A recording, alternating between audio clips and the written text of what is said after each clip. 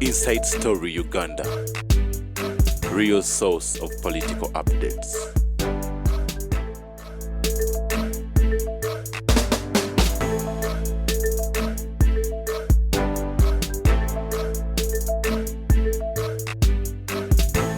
Nokro Friday mu studio so mpukula futabani mirundi amchakala gonna ko lwalero njagala kweza yuza omuzukulu wange Paul Semogerere kakati gobatise esaza lya Kampala yaze mu kifo kya Dr. Cyprian Kizolwanga yafanga na kusoma mwezi 3 April nazikwa na kusoma mwezi 9 April mwaka guno gwenyini so Bishop Paul Semogerere abadde owa esaza lye Kasana Luwero ngera yabadde apostolic administrator oba omulabirizi omukumi w'esaza kati onako legulo bako bwavudde ewa Papa Francis nga buyitamu Papa Nuncio we aberembuya ombaka wa Papa tulembuya obaka bwazenga buganti Papa akiriza asimye kakati Paul Semogerere gwe bawadde esaza lya Kampala so nole nsonga eyo starting yesterday okuva ekirango wekyayise kakati ayitibwa Archbishop Paul Semogerere nze namusanyukiddeko nenkuba ne ku simu awo nga tagikwata nini manyi kati nyingi ezikuba namukubira oluvannyuma ndino mukuku na futabana mirundi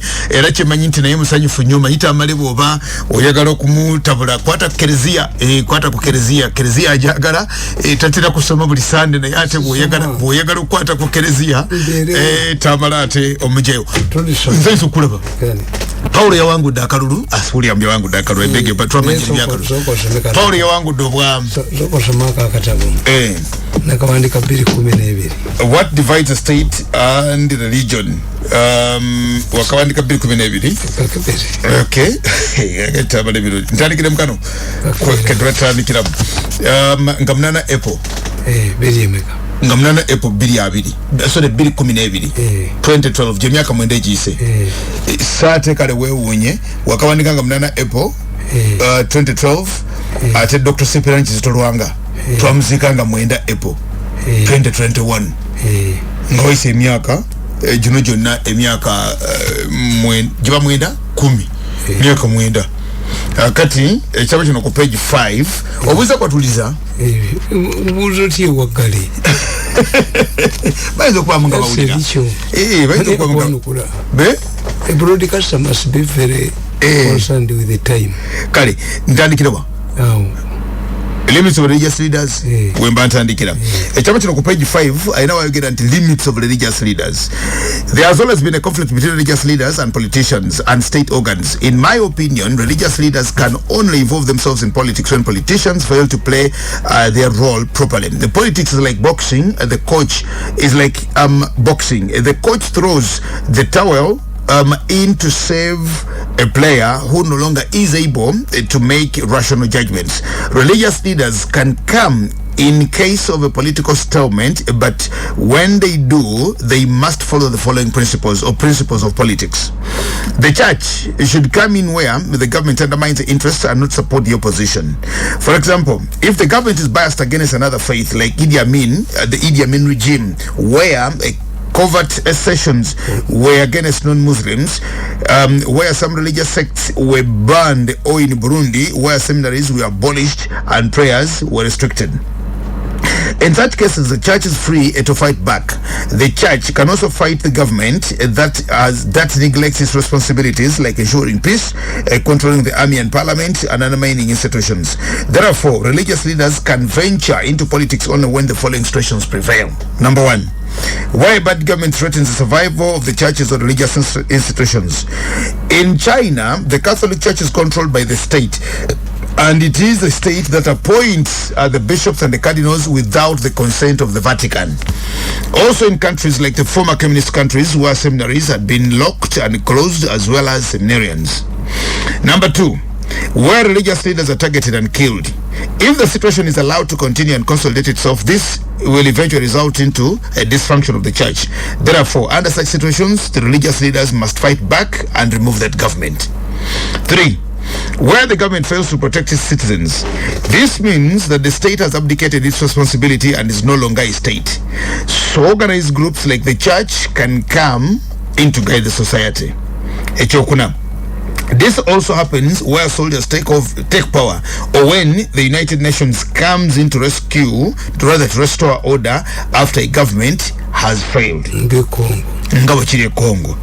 Issues raised by religious leaders. For religious leaders must not be a part of the government. They should support policies and be pro-people. Secondly, nobody should be above criticism. Anybody who claims that what he says cannot be discussed is dangerous to free thinking and to a democratic governance. In feudalistic societies, elders, chiefs, kings cannot be challenged. But in democratic societies, leaders are scrutinized by the people they lead. I see no problem for anybody to criticize the president. However, under the feudalistic societies, leaders are insulated. They expect members of the society to swallow whatever they vomit. They also hide their personal weaknesses and failings behind their status. When a religious leader faces a personal problem, he parades it as an attack on the entire faith. When a religious leader fails to get from a government a personal interest, he portrays it as an attack on the church. This is the problem of our developing societies. People do not separate the leader from personal interests. The two are fused into one to intimidate the people they lead. In developed societies, individual interests are separated from the country.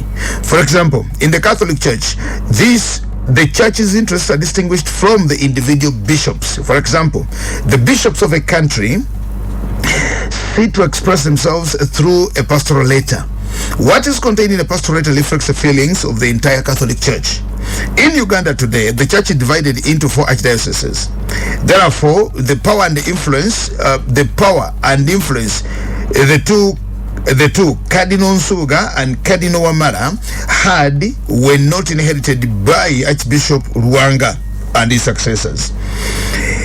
Each of the 4 has direct links to the Vatican. This puts the Catholic Church in Uganda in a very awkward situation. Failure to separate the church interests from an individual archbishop can degenerate into tribal interests. If the 3 archbishops differ with their colleagues, this also puts the church in a very dangerous position. Complaints against Museveni government. Museveni should retire. This is a personal opinion. The Constitution of Uganda spells out clearly how the leadership of Uganda is acquired and surrendered. The Constitution does not entrust the power to decide the future of the president to an individual in Uganda. What the Constitution says is that the president can be removed, can resign, or can be defeated in an election. Therefore, the power to say that when the president should leave rests with the voters and the other institutions that are provided for in the constitutions. Under the normal circumstances, a religious leader must have access to the president. A religious leader who must have access to the president would privately raise such issues with the president. I know many Catholic bishops who sought an early retirement for their own reasons. This, however, was not subjected to public debate. Therefore, certain issues cannot be discussed openly. Every structure has its own way of dealing with its own problems. For example, Pope John Paul II extended the term of office of the Cardinal Wamala for 2 years. Why? Didn't we have priests who could become bishops? Since it is under the Pope's power, nobody raised a finger, including those who would be the beneficiaries. In addition, the Pope divided Uganda into 4 archdioceses. Nobody complained or questioned this decision. Are we having more Catholics in Uganda warranting 4 archdioceses? This can only be answered by the Pope who did it. Secondly, for a long time, the Diocese of Busoga was under a white bishop. Why? Where were there no Ugandans who could become bishops? Obviously, they were there, but it was the prerogative of the Pope to decide. In Kabale, Bishop Herimana faced a rebellion from his flock. He was humiliated during a Christmas mass where some worshippers stoned him, forcing him out of the church to save his life. This was unprecedented in the Catholic Church in Uganda for a bishop to be subjected to such humiliation. In the Anglican Church, Bishop Sebuhinja Cyprian Bamoze, and many others have also been subjected to humiliating incidents, but the responsibility to sort out their problems was left to the churches themselves. Likewise, the power to choose the NRM candidate rests with the NRM Delegates Conference and no other entity.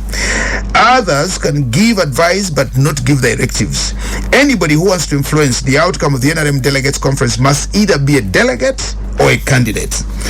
Secondly, anybody who says that the president should come out in 2012 is actually missing two very important facts. A, we are under a multi-party system which allows different choices. What this means is that you cannot have a Museveni alone as a candidate. This would be a problem if we were under a single party system. Under a single party arrangement, the single party in a country can select a candidate, and because no provision for independent candidate goes through and oppose, and therefore no need for presidential elections, the voters elect MPs only. This is not the case in Uganda. The argument implies that Museveni cannot be defeated. This type of argument is very dangerous. How do you expect Museveni supporters to sacrifice him so that they enable an opposition candidate to win? It also puts those who are peddling the argument as agents of the opposition. That is a trick to sweet talk Museveni so that he leaves power to pave way for their candidate. What does a country lose if an incumbent president loses an election? Losing an election is very common in a democracy. In Britain, the first female Prime Minister Margaret Thatcher liberated the Falklands from Argentina, liberated the state enterprises, and crushed Coal Miners' rebellion. She was removed by an internal party rebellion. However, this did not undermine her earlier contributions. In Germany, a Chancellor Dr. Helmut Kohl led the German unification. However, he was defeated in an election that did not undermine his earlier contribution to Germany. What about Winston Churchill, who served Britain from World War II? He was decisively defeated in the subsequent elections. Like the earlier examples, this did not erode his earlier contribution. What is the fear that when Museveni offers or is offered as a candidate in 2011, the sun will start setting from the west, and Uganda will turn into a desert.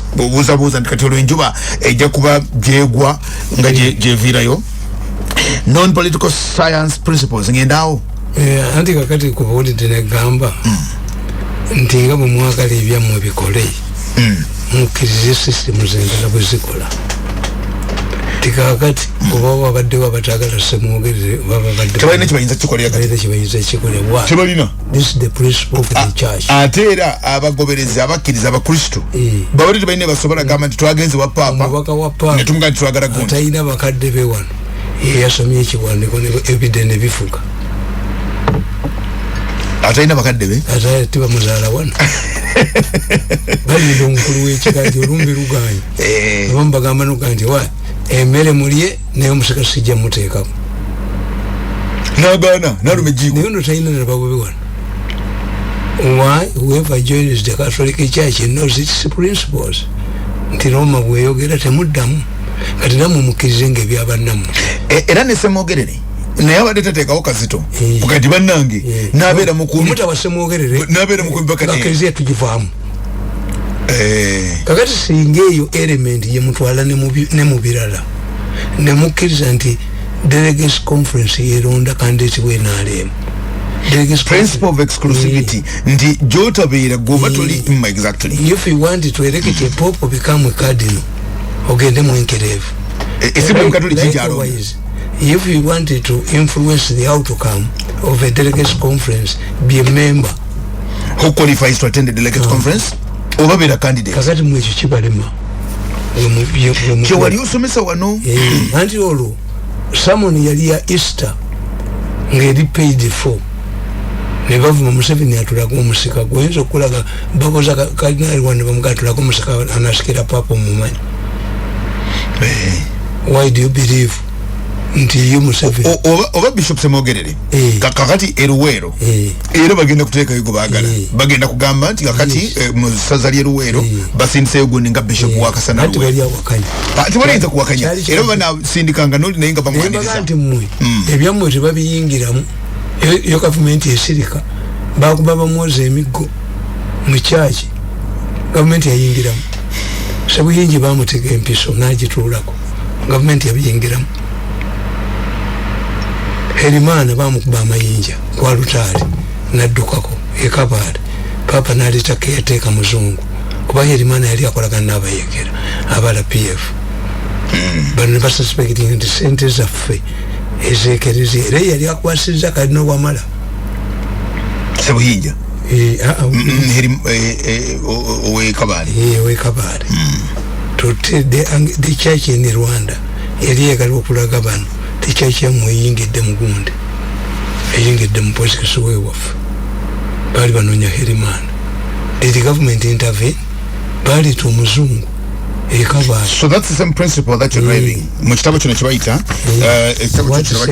what divides the state and religion era wekitandikira nkugamba nti munadini avadde mu create situation zize nkugambye tiwabaawo anarchy bajja ne bagaidinga society abakatuliki bobo ngabo cyali kuamini kubanga bano ba eminence Rwanda baba wera era ba obujulizi bwayo nabagandi bwe balinga bakola fellowship za baddiranga ensuwa ne bagiteekawo ne bateekamu emirija enseke nga temulina kintu kyonna temulina mazine ne babanga wakiri abanywa amalwa babanga abanywa amalwa ninga bekola mulimu awo besabira bo bali mu fellowship kubanga tebajja kubasanga nga bakunganyawo ne bakuba mu ngalo bakuba mulwano yaveewo ayiga mu jawo ne Museveni wabakubira tayinda kyabakoze era kati ku isolation ejja kujja ateekemu ne sente endulu zivuge kutuza kati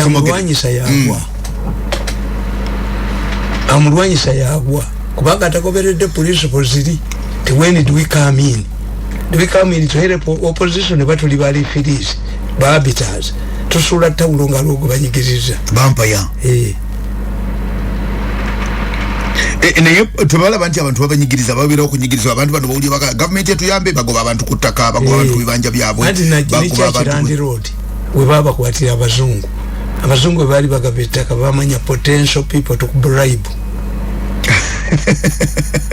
baba wanguzi bonna bayina ne nakasereri y'Obuganda Land Board etunda ettaka ne kakungulwa yine ettaka nangirika nekariziye yine ettaka naye ko abantu muttaka kwa bazungu bamanya potential for tutematema kugabira baani betusirisa tusirisa baani so obuvuna na government ne bajiwe mirundi ebiri bobuvuna na government ogoba abantu kutaka nga nawo soko tulamu mu charge ngoga ne atire fa bali ko how do you deal with the dealing tena abantu abali kutaka lyafe that's why the baroko have scored the one what about government takati baliwo same local can come up and fight the evictions wabaya god tebayina manuwazi mubatira bana. Why did you have to get into this tamale nze nasanyikidde semogerere kubanga nze muzukulu wa namusanyikidde nga bandaba ndina kawandika ddi 2012 myaka mwende jisi ndilane how to respect buyingira mu byobufuzi bizanye. So is this your message now to Bishop Semogerere? Ye kimukwatirayo tikatekerezye inaba archdiocese zinya buli archbishop yetukire Roma ekitegeeza Cardinal Nsubuga ne Wamala buyinza bali bayina ontabulina kati archbishop bana ekitegeeza de church in a very awkward situation. Yikambuze Cardinal Wamala bwe yali akyali twalina archdiocese emu yali emu oyo yali leader oba kyekikyatumina okufuna Cardinal omulala kitegeera kati leader wa Catholic Church mu Uganda si Cardinal. Cardinal is a personal recognition. Emmanuel Cardinal Wamala obwa Cardinal babo Wamala nga muntu era papa yinza okuddira amanya ge n'agasirikira mu nsinge z'aba communist tebajja mutta n'abeeramu nga Cardinal tamwana unsinze mu katabo kaabeeramu obwa Cardinal kitiibwa kyo kya buntu tekiri transferable teurogate Cardinals every time kati we Rwanda gwe bawadduwa myaka 35 oba Cardinal bano babuukawo naye we Rwanda ate mubalina omuntu ozabadde archbishop omu wakati fe wano bwe tufunayo Cardinal bwe tufunayo kakati kubano kwomu kubana anti kakati bamuwa bwa Cardinal with your tribalism politics nga bachibishop bali bana kati kitegeza mu kifo kya kardinali baba bwamu bana kubanga kati bodira oddamu olwaleero n'omuwa tujja kulekaana fenga tugadwa kibadde semwogerere bali abazungu wose mwogerere nga nabe era kati ntoko semwogerere bamuzaala muno mu Kampala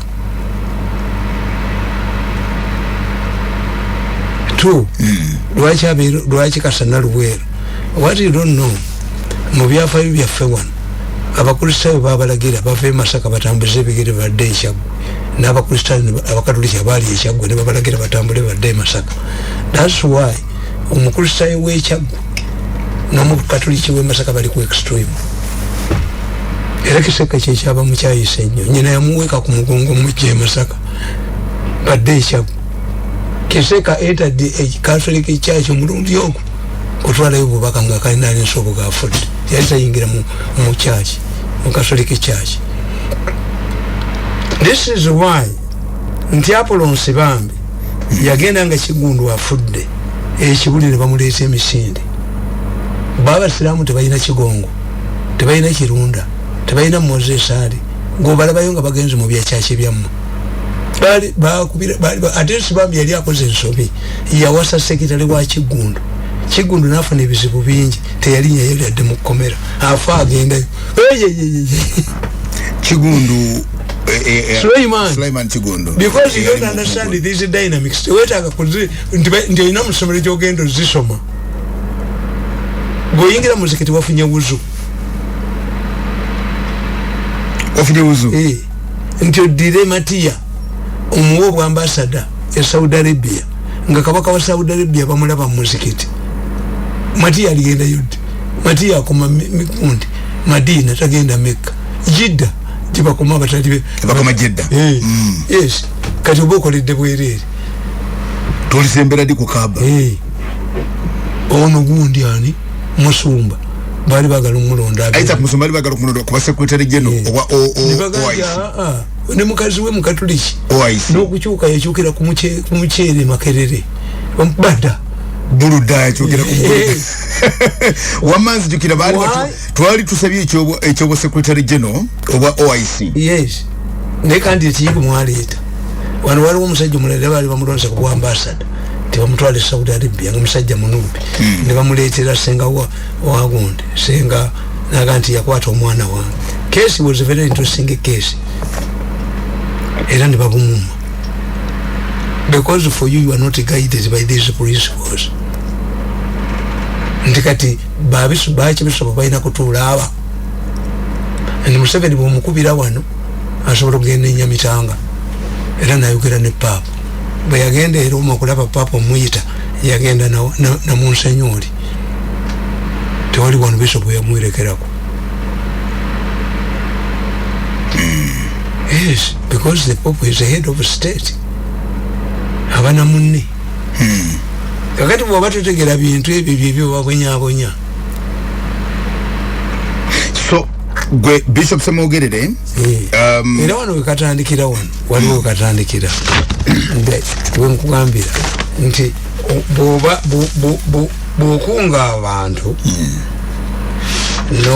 yekambuze gwe tewasanyusenga molega kutuuseeko nga gawulikise gwe ng'omukristu gwoli mukatoliki toli mukristu gwe ng'omukatoliki where religious leaders lead the changes akakati nze wange ki ekigenda okukyukayo ekyosanyuka anti Catholic Church togamba nti leader omu abeera reformist wa system wa institution kati agenda kugamba nti kati abatali bafumbo musembere ku mmeeza muli hostiya tayinza kyogera era waliwo Kardinali tayinza gamba nti ne bwoba teweetegese jangu ku meeza y'Omukama baba abayita abajja ku meeza y'Omukama abeetegese yali mu Australia n'agamba ti abasista babuze kakati kyetuba tukola bakube ejjiini bagende bakole emirimu banajjanga ne bakola emirimu gya Kereziya Papa yamugoberawo abasista bakoze batya nti abasista batubuze samu chache eno gundi yava mu Sentimbaga ono Archbishop Kardinali yababuuza nti abasosodoti mubayina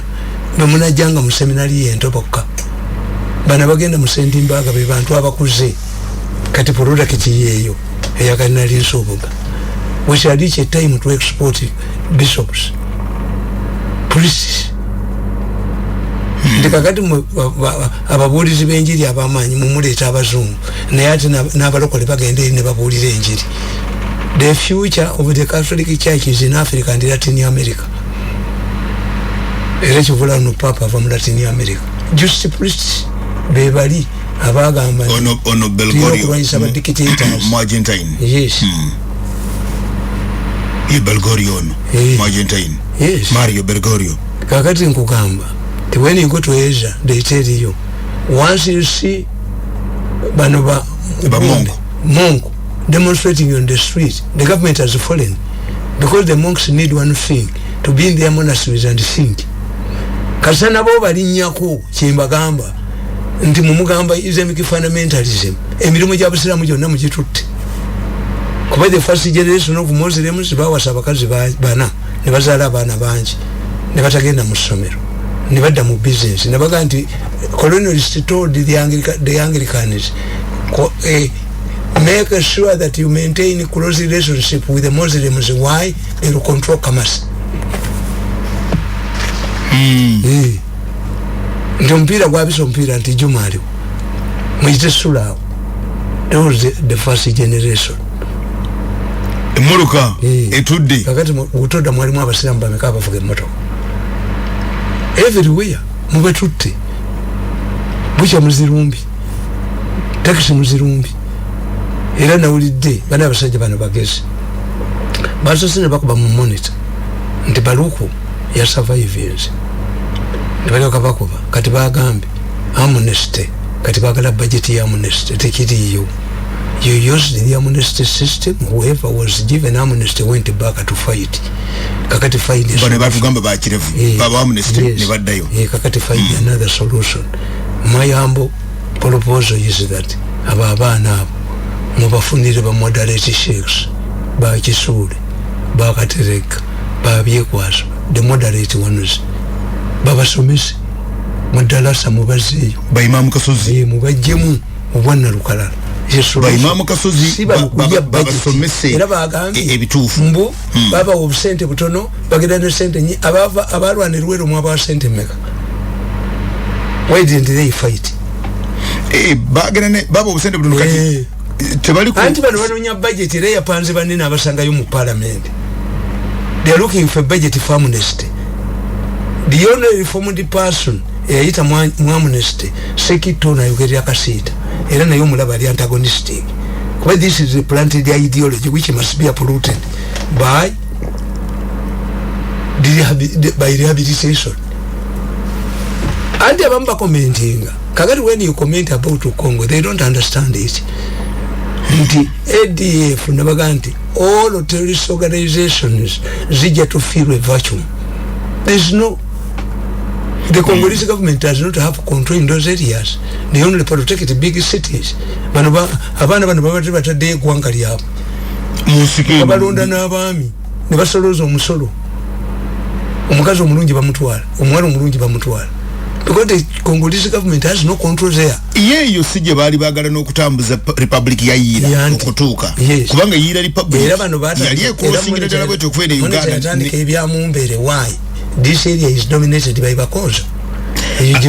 There are more Bakonzo there than they are in Kasese. Umwali muzawu bwakabaka mwatunulira bwa Buganda boka.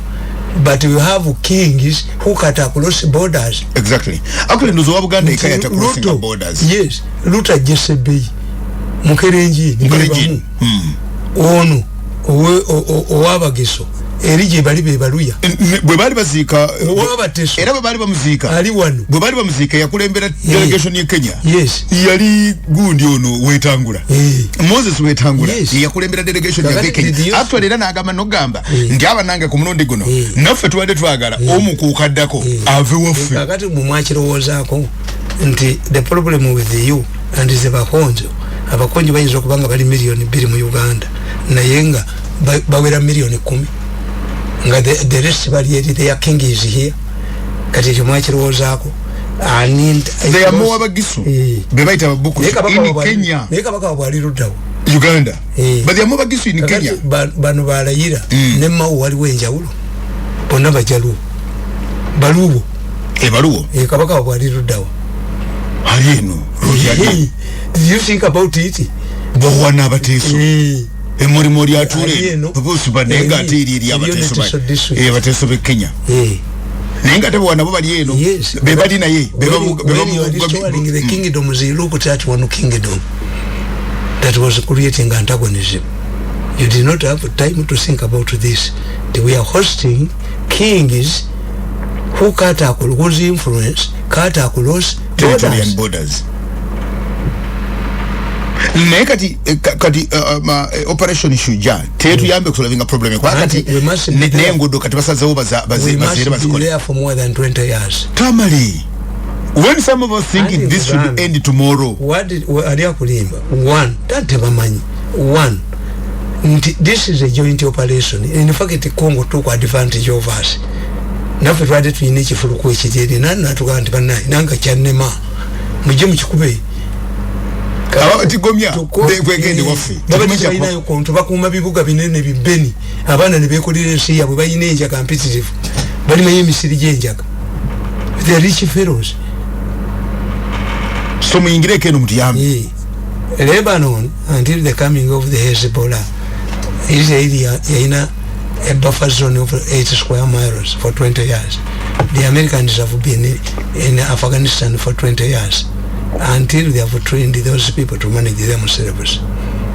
Namwe, you prepare for a long stay. So gamba kano ketwagenze e Congo. Anti baliba meritinga, baliba konju. Baje kumeritinga mu society. Bayo. Kango boss. A suicide bomba wanja wono nyene semenchi fa mutima kubanga buulira kifa mutima kirumira mutima babete ku TV bali babete bakutte fumu afumito omuserikali singa basasi yali amusi bali babete bakirumira mutima kirumira mutima nese kirumira mutima nayo yatabanji bano bagenda okuzza omuliro bebe nga kirumira mutima yakatta ka abaserikala wanja wono ne suicide bomba kirumira mutima beba mndozi kagano josanga these people mbagamba bulijjo temukazi obwanuba yangu amangu omujjeyo gwe nawe yizo kusigala mu house galo kukakananga birala noli je yalaze abadde tamanyi kulaba bayimbi nga bamuga nti ho wali bimayinja nti abalukagaja wicheja tiate message sema kule yaddako nga najjencha honorable Lutaya yaja ku stage today botuli the terrorism eribweti de batani ko kutunda amaji Hezbollah controlling Lebanon. Banu bazemiki gundi state singa president ya conference African leaders they had restored the order. Ngomubi bamutema ka gundi. Nga onukungulu obalabanga bazeto solve an order a situation. The fact that many people believe it tizamiki state yekola. Kubange destroy nzichi. Kakati luwachi bakugamba ti Rwanda be yakube Mozambique. Bali bafudde wano na Kenya joli abalamu wano kitege tumale tufune ebijambi ba controlling territory ekyabatwala Somalia okubeera Somalia kino kyennyini once these people control territory bakolya mbi baagala is not a state teri mu UN teina gundi international obligations teina ki ekitegeeza prepare the people for more 20 years. Still kicking and coming back akayigula agenda nakubala PA badawo so mo afere mo zinago gala no kukola oluguudo twagala okukola olwaleeta debate kakati Jono Kayanja Muhanga ne timu ye abali bage nokukati twerene empenda tutandika abali bagamba nti tewagende kati wayite olaba nti doti je mwatu teyo mwali mu kimya n'emirimu eyono gundi jeno mugeji yakuwa nervous system ngagenze China okutraining ebya terrorism bagenda nembadi ono system nemukuba nebali bamujeke emirimu afe gwali omulabyeko erogenza kewo mumanyi na musanga nga awuga nengo omutima gweralikire kiki simwe twagenda nawe ndoze twagenda nawe wakawe namugantu to teach this ne musanga nga awuga nenga ali musajja ta fire mazimu here every weekend umbuliyo paragraph 3 tuwandika ekitabo te abantu bano bategeere obuvune wabujjawa bakuyambe nga sebo yinule edide kizimbe kyekivuddemu naye bagenze walala that man to die they were sentencing him to death that money would be even expenditure in the government yali badde muterekako mjeno mjenyi abantu tebamanyi yes nayenga yagenda China kusoma terrorism yaso kulwanyisa terrorism wano kati ngebintu bye technology wa China cyali kuludu ate abantu balooza nti kino tukikolerako bukolezi kati President Museveni agenze agwa kumpagala agenze aluzinga ratings zika kakati bino byonna byakugezaako kubolira kufuna buyinja era omukulembeza nasikira Museveni ayina kuba wa amaje amangu ago ayikani politicate ndikakati kankuboliza these people tebayina think tank aba opposition nti separate Museveni's personal interests and national interest and regional interest and international interest. Are you saying that when Bobi Wine go the president wali sindise maje Congo ekyo tumala kutula abasoma international relations andi bajja kugamba nti senga Bobi Wine abadde president yalize mu parliament namala okutesa ne bampuuga namala okutesa ne bolanya namala okutesa ne basecho bali and bali gamiti yafe tuli constitutionalism kati owakanya methodology to wakanya golo nti omunyo baguteeka mumva ngaziyidde kitegeeza muli aki nze bwe mbanfumba ebijanjaleka nga nasaza okufumba ebijanjalo omunyo nguteeka munga bitandika butandisi ne bitokotera bo omunyo ate abala babiteeka munga bimaze kujja akatoko kabanyalo ebijanjalo bibeera waggulu ebinyikira amatooke akabaganda bibeera wansi nemwe namuli akatoko kakati are you quarreling what over what methodology kubate bako mfumba obachika chamati mugera kulia osanza abekyalo batutte mukazi wo mudwali onazaala nogante bambuliddeko you quarrel because bakubuliddeko or you praise them. Never quarrel with the success is the political science principle. Don't quarrel with the success.